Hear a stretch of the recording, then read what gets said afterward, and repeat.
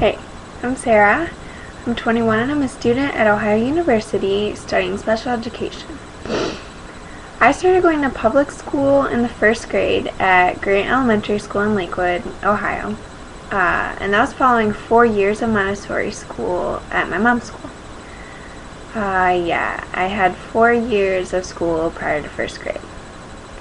Montessori is kind of different. It's structured around student discovery and practical life skills, and I think that's where I first fostered my true passion for learning and exploring new things.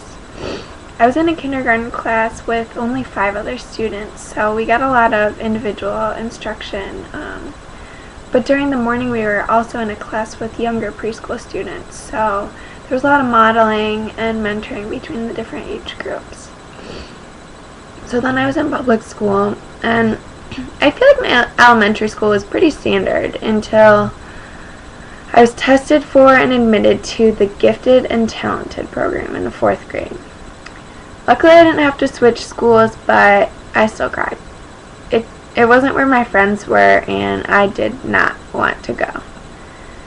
There was an unspoken belief that was kind of instilled in us there that we were somehow better, smarter, gifted. I hated that. I don't think that mentality prepared me for any situations in life.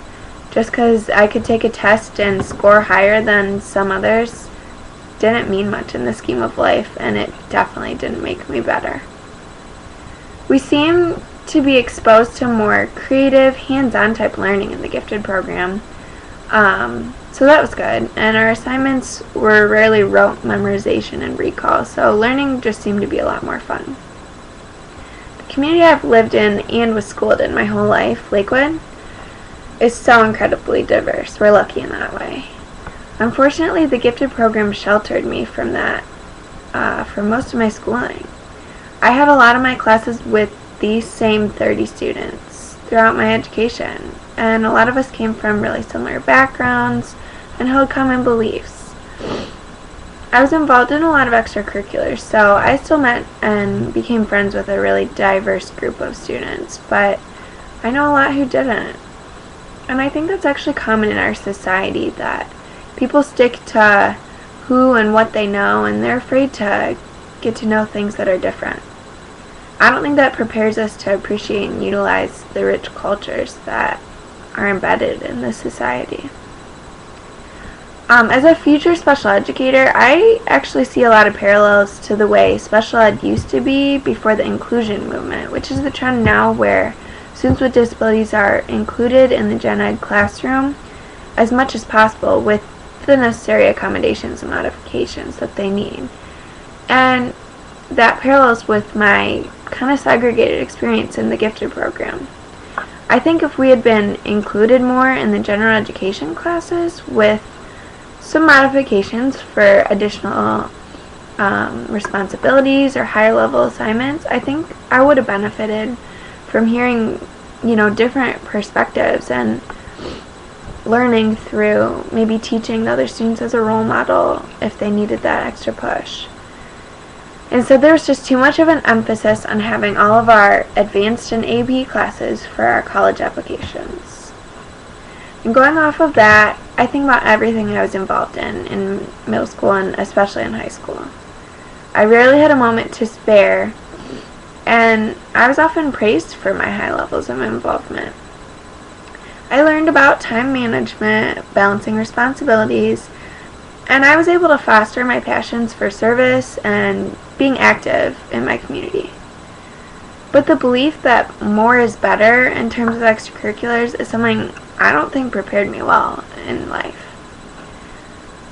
So often the reasons we get involved in high school are, because it'll look good on my college application, or I can get this many hours for doing that, instead of, true reasons like I'd really like to spend my time with those people, or doing that'll really fulfill me.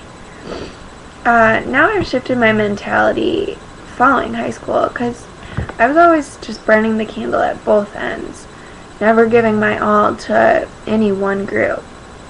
So now I fuel my passions into a select few organizations that I truly believe in and I have a voice in, and I'm a valued member. My former, quantity is better mentality, that just isn't sustainable, and now it taught me to value quality. So overall, I guess you could say that my K through 12 education taught me how to play the game, so to speak.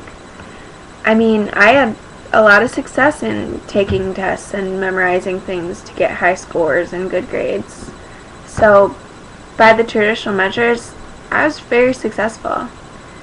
But I think there were a lot of things my explicit education didn't prepare me for in order to be an independent and successful citizen in our society. I don't think my education taught me really how to identify and fuel my passions towards something to do in my future.